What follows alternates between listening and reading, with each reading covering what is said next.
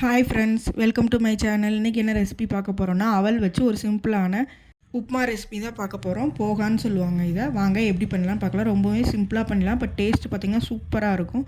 வாங்க எப்படி பண்ணலான்னு பார்க்கலாம். இது வந்து பார்த்திங்க அப்படின்னா, இந்த கப்பில் 2 கப் அவல் வந்து எடுத்திருக்கேன். நம்ம வந்து நைஸ் அவல் இருந்து எடுத்திருக்கேன். நம்ம ஒயிட் அவல், ரெட் அவல் எதுலனாலும் பண்ணலாம். டேஸ்ட் வந்து நல்லாயிருக்கும்.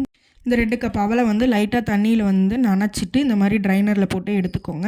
அப்போ வந்து கொஞ்சம் நல்லா உதிரியாக கிடக்கும். கொஞ்சம் இன்னுமே நல்லா சாஃப்டாக வேணும், உங்கள் அவல் வந்து ஹார்டாக இருக்குது அப்படின்னா லைட்டாக தண்ணியில் வந்து ஒரு 2 to 3 மினிட்ஸ் வந்து ஊற வச்சு எடுக்கும்போது நல்லா சாஃப்டாக கிடைக்கும்.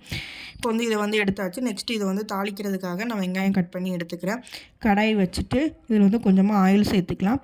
ஆயில் சேர்த்துட்டு கடுகு வந்து சேர்த்து பொரிய விட்டுக்கலாம்.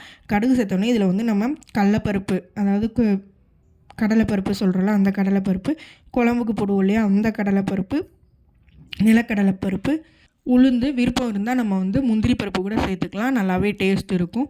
இப்போ வந்து நான் எல்லாமே சேர்த்துக்கிறேன். எனக்கு வந்து அந்த கடலைப்பருப்புலாம் ரொம்ப பிடிக்கும் அப்படிங்கிறதுனால இது வந்து அந்த இடத்துல கடிப்பட்டு சாப்பிடும்போது நல்லாயிருக்கும். ஸோ அதுக்காக வந்து நான் கொஞ்சம் அதிகமாகவே சேர்த்துக்கிறேன். இந்த மாதிரி நமக்கு தேவையான பருப்பெல்லாம் போட்டு சேர்த்து நல்லா பொன்னிறமாக வச்சுக்கலாம். அந்த நிலக்கடலை பருப்பு வந்து அந்த வெடிப்பு விட்டு வரணும், அந்தளவுக்கு வறுத்தா தான் சாப்பிடும்போது நல்லா டேஸ்ட்டாக இருக்கும். இப்போ வந்து கருவேப்பிலை போட்டு கிண்டி விட்டுட்டு நெக்ஸ்ட் வந்து பார்த்திங்கன்னா ஒரு 2 மீடியம் சைஸ் வெங்காயம் வந்து கட் பண்ணி வச்சுருக்கேன். அதை வந்து சேர்த்துக்கிறேன்.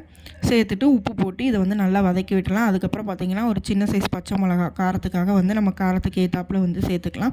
வரமிளகாய் பொடி சேர்க்கணுனாலும் சேர்த்துக்கலாம். நான் வந்து இதில் மஞ்சள் பொடி மட்டும் கொஞ்சோண்டு 1/4 ஸ்பூன், அந்த கலர் வர இது வந்து பார்த்திங்கன்னா போகான்றது எல்லோ கலரில் தான் இருக்கும். அப்போ தான் அது பார்க்கவுமே அட்ராக்டிவாக இருக்கும், சாப்பிட்றதுக்கும் சூப்பராக இருக்கும். ஸோ மஞ்சள் பொடி மட்டும் 1/4 டீஸ்பூன் வந்து சேர்த்துக்கிறேன். சேர்த்துட்டு இது எல்லாத்தையுமே நல்லா வந்து வதக்கி விட்டுடலாம்.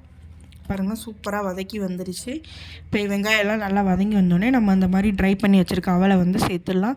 நல்லா ட்ரையாக இருந்தால் தான் இது வந்து டேஸ்ட்டே இருக்கும். உங்களுக்கு சாஃப்டாக பிடிக்கும் அப்படின்னா இன்னும் கொஞ்சம் வந்து குழைய கூட நம்ம பண்ணலாம். நம்ம அவல் எந்த அளவுக்கு ஊற வச்சு போடுறோமோ அந்தளவுக்கு தான் வந்து இது இருக்கும்.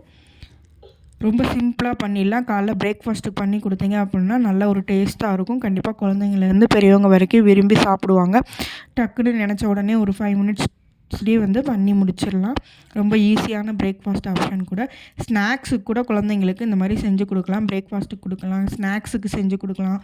கண்டிப்பாக நீங்கள் ட்ரை பண்ணி பாருங்கள். உங்கள் வீட்டில் ட்ரை பண்ணி பார்த்துட்டு எப்படி வந்ததுன்னு கண்டிப்பாக கமெண்ட்ஸில் சொல்லுங்கள். இது மாதிரி வீடியோஸ்க்கு நம்ம சேனலை ஃபாலோ பண்ணி சப்ஸ்கிரைப் பண்ணி வச்சுக்கோங்க. தேங்க்யூ.